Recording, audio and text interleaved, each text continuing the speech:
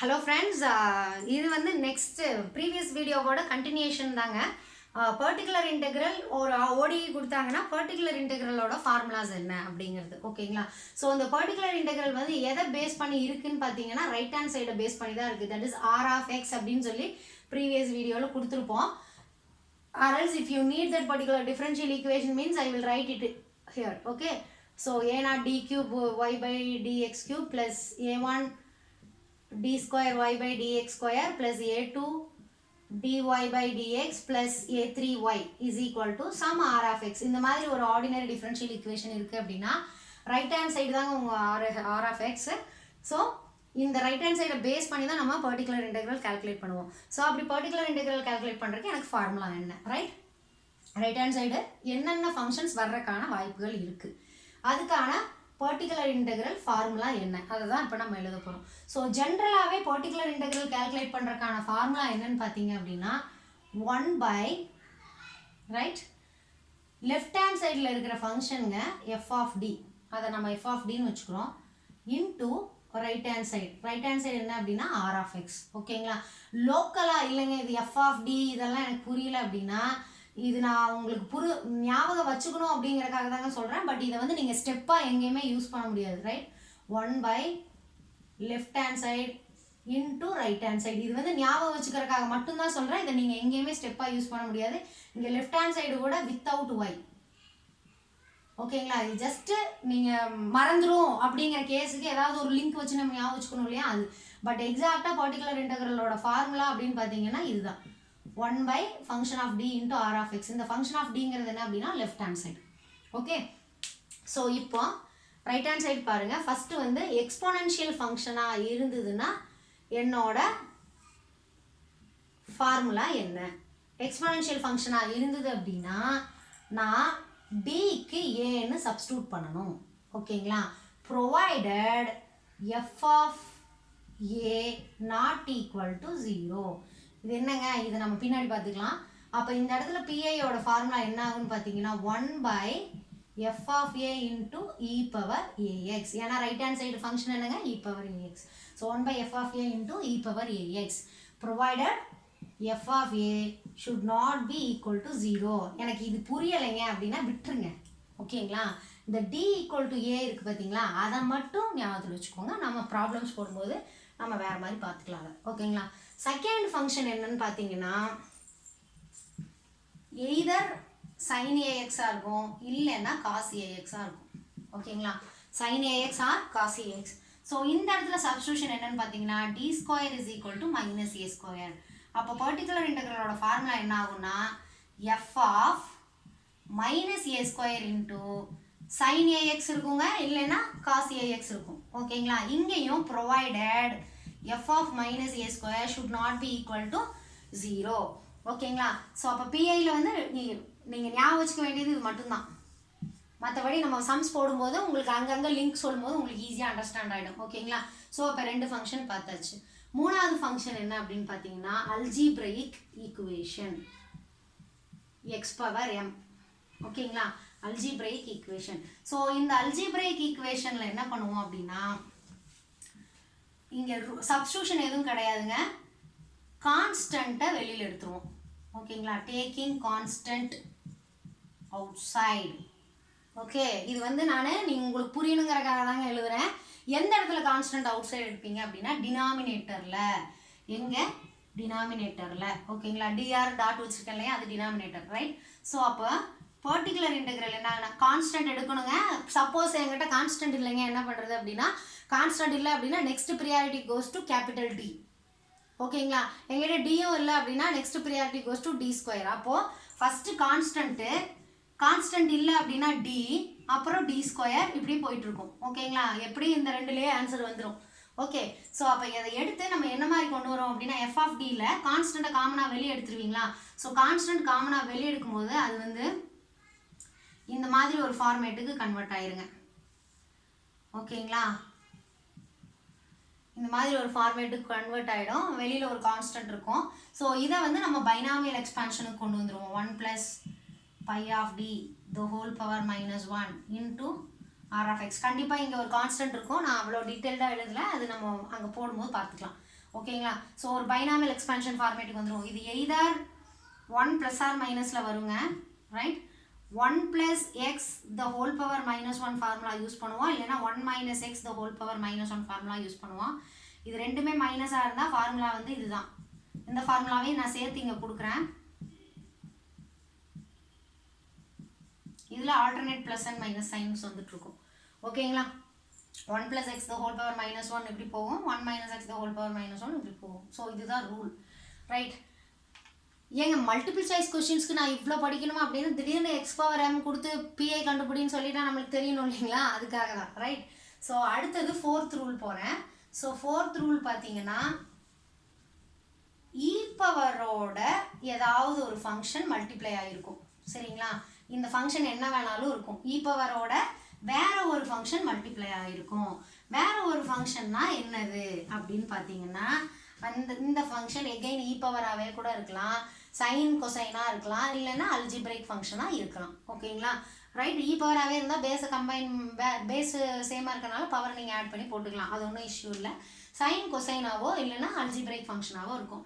So இந்த மாதிரி இருந்தால் என்ன பண்ணுறீங்க அப்படின்னா ரூல் வந்து taking e power ax outside and substituting d is equal to d plus a. இங்கே ஏன் இருந்ததுன்னா d plus a, இங்கே மைனஸ் ஏன் இருந்ததுன்னா d minus a சப்ஸ்டியூட் பண்ணணும். ஓகேங்களா. அப்போ என்ன ஆகுனா பர்டிகுலர் இன்டெக்ரலோட format e power ax into 1 by f of d plus a into right hand சைடில் ஒரு எக்ஸ்ட்ரா ஃபங்க்ஷன் இருக்குது பாருங்கள், அந்த ஃபங்க்ஷன் இங்கே இருக்கும். ஓகேங்களா. ஸோ ஆக்சுவலாக இதுக்கு ப்ரீவியஸ் ஸ்டெப் என்னவாக இருக்குன்னா 1 by f of d e power ax into f g of x. இதுதான் வந்து உங்களோட பர்டிகுலர் இன்டெக்ரலோட ஸ்டெப்பு, ஃபஸ்ட்டு ஸ்டெப்பு. இதில் வந்து e power ax நீங்கள் காமனாக வெளியே எடுக்கும்போது e power ax இங்கே வந்துடும் 1 by f of d plus a, இது g of x as it is. இப்போ g of xக்கான ரூல் என்னவோ அந்த ரூலை நீங்கள் ப்ரொசீட் பண்ண வேண்டியதுதான் ஃபர்தராக. இந்த g of x வந்து எய்தர் நம்ம ப்ரீவியஸாக 3 டைப் டிஸ்கஸ் பண்ணோம் இல்லைங்களா, அதுலேருந்து ஏதாவது ஒரு டைப்பில் இருக்க ஃபங்க்ஷனாக தான் இது வந்து நிற்கும். ஓகேங்களா, ரைட். ஸோ இப்போது இதில் வந்து நம்ம பிஐஸ் 4 பிஐஸ் கேல்குலேட் பண்ணிட்டு இருக்கோம். இது இல்லாமல் எக்ஸோட மல்டிப்ளை ஆகிற ஃபங்க்ஷன்ஸ்க்குன்னு தனியாக ரூல் இருக்குங்க, நம்ம அந்த ரூல் பார்க்க வேண்டாம். அந்த ரூலுக்கு பதிலாக நம்ம வந்து அந்த எக்ஸ் கூட ஒன்று சைனோ காசோ தாங்க மல்டிப்ளை ஆகி வரும். சைனோ காசோ மல்டிப்ளை ஆகி வரும்போது அது நம்ம இ பவர் ஐஏஎக்ஸ் ஃபார்மேட்டு கன்வெர்ட் பண்ணி 4th ரூலே அப்ளை பண்ணி போட்டுக்கலாம், அது வரும்போது நம்ம போட்டுக்கலாம். ஓகேங்களா, ரைட். ஸோ அதை தனியாக ஒரு ரூலாக நான் இங்கே கொடுக்கல. இது இல்லாமல் நம்ம பார்த்தது என்னங்க, Cauchy's, right. Cauchy's ordinary differential equation. So இது லெஜெண்டர்ஸ். ஸோ சிஎஃப்பிஐ கேல்குலேட் பண்ணுறதுக்கு என்ன ஃபார்முலா அப்படிங்கிறத நம்ம பார்த்துட்டோம். ஓகேங்களா, இப்போது சிஎஃப்பிஐ ஃபுல்லாக பார்த்தாச்சு. இப்போ வந்து காச்சீஸும் லெஜெண்டர்ஸும் என்னன்னு பார்க்கலாம். ஸோ காச்சீஸ் பார்த்தீங்க அப்படின்னா காச்சீஸ் ஓடிக்குன்னு ஒரு ஃபார்மேட் இருக்குது. அது என்ன ஃபார்மேட் அப்படின்னா எகெயின் நான் 3rd ஆர்டரில் எழுதுறேங்க. X cube D cube Y by D X cube plus X square D square Y by D X square plus X dy by dx plus y equal to some right hand side. ஓகேங்களா. So என்ன case அப்படின்னு பார்த்தீங்க அப்படின்னா இங்கே right ஒன்று கூட X combine ஆகி வந்திருக்கு. ஸோ இங்கே டெரிவேட்டிவோட ஆர்டர் என்னவோ அதோட பவர் கூட கம்பைன் ஆகி வந்திருந்தது அப்படின்னா அது Cauchy's differential equation, Cauchy's ordinary differential equation. லெஜெண்டர்ஸில் எப்படிங்க இருக்கும் அப்படின்னு பார்த்தீங்கன்னா லெஜெண்டர்ஸில் எக்ஸுக்கு பதிலாக ஒரு லீனியர் ஃபார்மேட்டே கம்பைன் ஆகி வரும். px ப்ளஸ் க்யூங்கிற லீனியர் ஃபார்ம் கம்பைன் ஆகி வருங்க. d cube y by dx cube plus px plus q the whole square into d square y by dx square plus px plus q into dy by dx plus y equal to 0. Right. So இப்போ இங்கே derivative வர்றதா px plus q px plus q combine ஆகி வரும். ஓகேங்களா. So again இன்னொன்று சொல்கிறேன், இந்த d cube y by dx cubeங்கிறத நம்ம கேபிட்டல் d cube yன்னு எழுதிக்கலாம், ஆர்எல்ஸ் இதை ஒயிட் ட்ரிபிள் டேஷ்னும் எழுதிக்கலாம். ஸோ அந்த நொட்டேஷன்ஸை திரும்ப ரீகலெக்ட் பண்ணிக்கோங்க. ஸோ இப்படி இருந்தால் காச்சீஸ், இப்படி இருந்தால் லெஜெண்டர்ஸ். ஃபஸ்ட்டு நம்ம ப்ராப்ளத்தை ஐடென்டிஃபை பண்ண தெரியணும். இப்போ நான் ஐடென்டிஃபை பண்ணிட்டேங்க. இப்போ என்ன பண்ணுறது அப்படின்னா சப்ஸ்டியூஷன் யூஸ் பண்ண போகிறேங்க. ஸோ இங்கே லெஃப்ட் ஹேண்ட் சைடுக்கு தனியாக ஒரு சப்ஸ்டியூஷன் யூஸ் பண்ண போகிறோம், ரைட் ஹேண்ட் சைடுக்கு தனியாக ஒரு சப்ஸ்டியூஷன் யூஸ் பண்ண போகிறோம். ஸோ ரைட் ஹேண்ட் சைடில் என்ன சப்ஸ்டியூட் பண்ண போகிறோம் அப்படின்னா z is equal to log x அப்படின்னு சப்ஸ்டியூட் பண்ண போகிறோம். ஓகேங்களா, z is equal to log x or else e power z is equal to x. So இந்த சப்ஸ்டியூஷன்லாம் யூஸ் பண்ணி தான் இங்கே லெஃப்ட் ஹேண்ட் சைடுக்கான இந்த டெரிவேட்டிவ் ஆப்ரேட்டர் எப்படி வருதுன்னு சொல்லுவாங்க. பட் அதெல்லாம் நம்மளுக்கு வேண்டாம், நம்ம சப்ஸ்டியூஷன் மட்டும் பார்த்துக்கலாம். இதில் வந்து எக்ஸ் டி அப்படின்னா தீட்டான்னு சப்ஸ்டியூட் பண்ணுவோம். எக்ஸ் டி அப்படின்னா தீட்டா. ஓகேங்களா, எக்ஸ் ஸ்கொயர் டி ஸ்கொயர் அப்படின்னா theta into theta minus 1, right? That is theta square minus theta. X cube D cube அப்படின்னா theta into theta minus 1 into theta minus 2. ஓகேங்களா, theta into அப்போ substitution எப்படி போகுது பாருங்கள். First theta, அதுக்கப்புறம் வந்து தீட்டாலேருந்து 1 subtract ஆகி அதோட மல்டிப்ளை ஆகுது. அடுத்தது தீட்டாலேருந்து 1 சப்ராக்ட் ஆகி 2 சப்ராக்ட் ஆகி மல்டிப்ளை ஆகிடணும் மூணுமே. ஓகேங்களா, இதுதான் ஐடியா, ரைட்?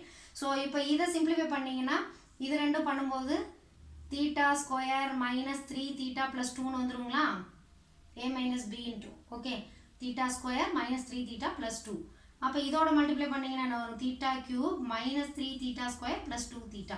மேக்ஸிமம் செகண்ட் ஆர்டரோட நிறுத்திடுவாங்கங்க. உங்களுக்கு தேர்ட் ஆர்டர் நான் எக்ஸ்ட்ராவாக தான் சொல்லி வைக்கிறேன். ஓகே, ஸோ இதுதான் காச்சிஸோட சப்ஸ்டியூஷன். ஸோ இந்த சப்ஸ்டியூஷன் யூஸ் பண்ணி, ரைட், இந்த சப்ஸ்டியூஷனை யூஸ் பண்ணி இந்த மாதிரி வேரியபிள் கோஎஃபிஷியன்ட்னு சொல்லுவாங்க. இந்த மாதிரி எக்ஸ் எல்லாம் வந்தது அப்படின்னா அதே மாதிரி இது எக்ஸ் மட்டும் இருக்கணும்னு அவசியம் இல்லை, இது கூட கான்ஸ்டன்ட்ஸ் இருக்கலாம். ஓகேங்களா, ஸோ அப்போ கான்ஸ்டன்ட்ஸ் இருக்கலாம்னா எப்படி இருக்கலாம்? a0, a1, a2, a3, புரியுதுங்களா? இந்த மாதிரி கான்ஸ்டன்ட்ஸும் இருக்கலாம். ஆனால் நான் மெயினாக பார்க்க வேண்டியது என்னென்னா இந்த எக்ஸ் ஸ்கொயர் எக்ஸ் இருக்கா அப்படிங்கிறத பார்க்கணும். ஸோ பார்த்துட்டீங்க அப்படின்னா அது காச்சீஸ் அப்படின்னு நீங்கள் ஃபிக்ஸ் பண்ணிக்கலாம். ஸோ ஃபிக்ஸ் பண்ணிவிட்டு இதை சப்ஸ்டியூட் பண்ணி நம்ம என்ன பண்ணுவோம் அப்படின்னா இந்த வேரியபிள் கோஎஃபிஷியன்ஸாக இருக்கிறத எல்லாத்தையுமே நான் ஸ்டாண்டர்ட் கான்ஸ்டன்ட் கோஎஃபிஷியண்ட்டாக கன்வெர்ட் பண்ணுறேன். ஸோ கன்வெர்ட் பண்ணிட்டீங்க அப்படின்னா ஆஸ் யூஷுவல் ப்ரீவியஸாக நம்ம காம்ப்ளிமெண்ட்ரி ஃபங்க்ஷன் பர்டிகுலர் இன்டெக்ரல் பார்த்துருக்கோம் இல்லைங்களா, அதை யூஸ் பண்ணி சால்வ் பண்ணிக்கலாம். இந்த இடத்துல தீட்டாங்கிறது ஆங்கிள்லாம் கிடையாதுங்க. இங்கே தீட்டாங்கிறது differential operator with respect to z. சரிங்களா, தீட்டாங்கிறது differential operator with respect to z. Okay, so இப்போ நான் லெஜெண்டருக்கு வரேங்க. ஸோ லெஜெண்டர் வந்து காச்சீஸ் ஞாபகம் இருந்ததுன்னா லெஜெண்டர் எழுதிடலாம். இங்கே பாருங்கள், இங்கேயும் அதே மாதிரி left hand side right hand side. So right hand side இங்கே z ஈக்குவல் டு லாக் எக்ஸ்ன்னு போட்டோம் இல்லைங்களா, இங்கே என்ன அப்படின்னா z is equal to log of, இங்கே எக்ஸுக்கு பதிலாக இங்கே px ப்ளஸ் க்யூன்னு இருக்கா, so log of px plus Q. ஓகேங்களா, ஸோ அப்போ எனக்கு இங்கே எக்ஸ் என்னன்னு தெரியணும்னு நினச்சிங்கன்னா ரெண்டு சைடும் எக்ஸ்பனன்சியல் எடுத்தீங்கன்னா e power z is equal to px plus க்யூன்னு வந்துடும். So X equal to e power z minus Q by p. ஓகேங்களா, ஸோ எக்ஸோட சப்ஸ்டியூஷன் வந்து இதுதான் e power z minus Q by p, right? இதே லெஃப்ட் ஹேண்ட் சைடோட substitution பார்த்தீங்கன்னா இங்கே xdன்னு இருக்கா, இங்கே என்ன அப்படின்னு பார்த்தீங்கன்னா px plus q into d.